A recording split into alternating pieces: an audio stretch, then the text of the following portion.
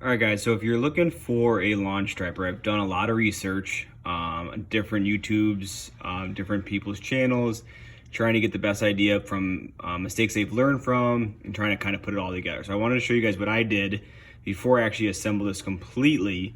And it's really simple. 30 bucks for all the parts, so pretty cheap. I'll show you guys what I use and I'll also put it in the comments. And then I'm gonna give this a test run and show you guys the end result. So 3-inch PVC, I've seen people use 4, whatever you wanna use. You got caps on the end, obviously. And then here's kind of the big part for me. You guys can see these L brackets. These are 3.5-inch L brackets. And what I used was the existing flap screws. If you take those right out, you can actually just go ahead. I've got, if you guys look here, I've got a rubber washer, I've got the L, and then I've got the screw back through it, just so I didn't have to drill any holes. So if I want to take this off, all I have to do is take a socket to both sides and take the whole thing off. So pretty simple there.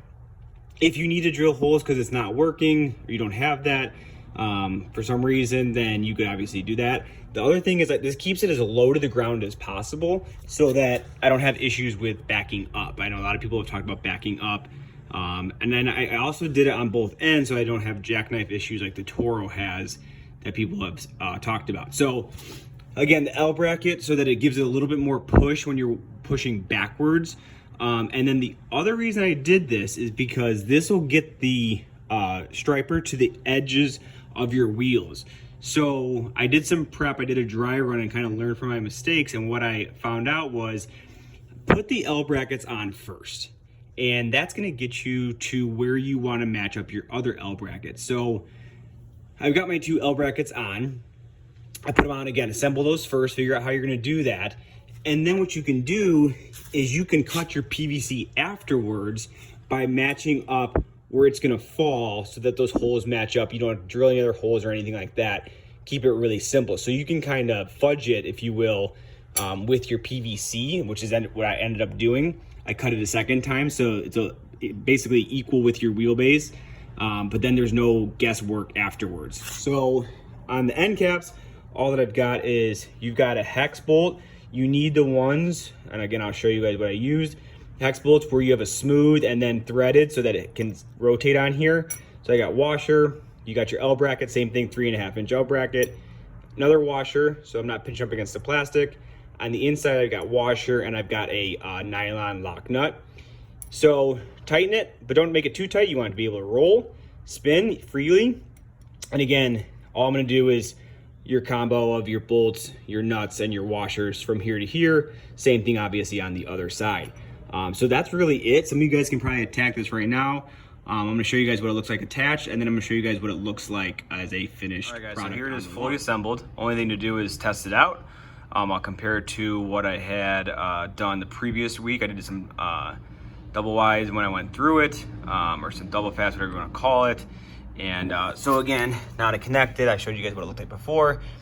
Just going through with your bolt. That was a 1.25-inch bolt, which worked out pretty well.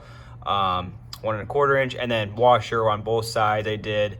And then I have another nylon locking nut. And these you want to go as tight as you can on both sides, because those you never have to take off. The only thing you have to take off now is if you want to take this off, take off the flap. I've seen people done with clevis pins and all that and hitch pins, which maybe I'll end up doing if I run really quick access to take it on and off. But again, it's just a socket, super simple, and no issues here going backwards, okay? So you're not gonna end up with issues going backwards, no jackknifing. So this should work out pretty well.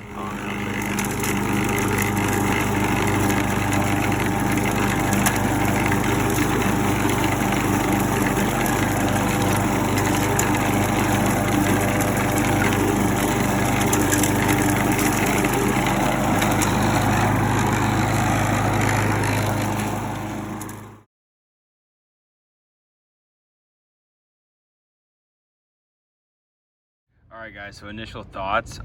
It worked even better than I thought it would. Everything is intact, no issues with that. Obviously something just to keep an eye on, make sure you tighten everything up.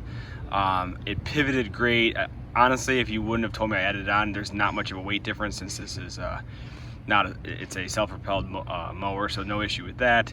As you guys can see, still no problem. I pivoted, I slid, I did whatever I would with a normal lawnmower, had absolutely no issue. So I'm going to show you guys the comparison next, and you guys can decide for yourself.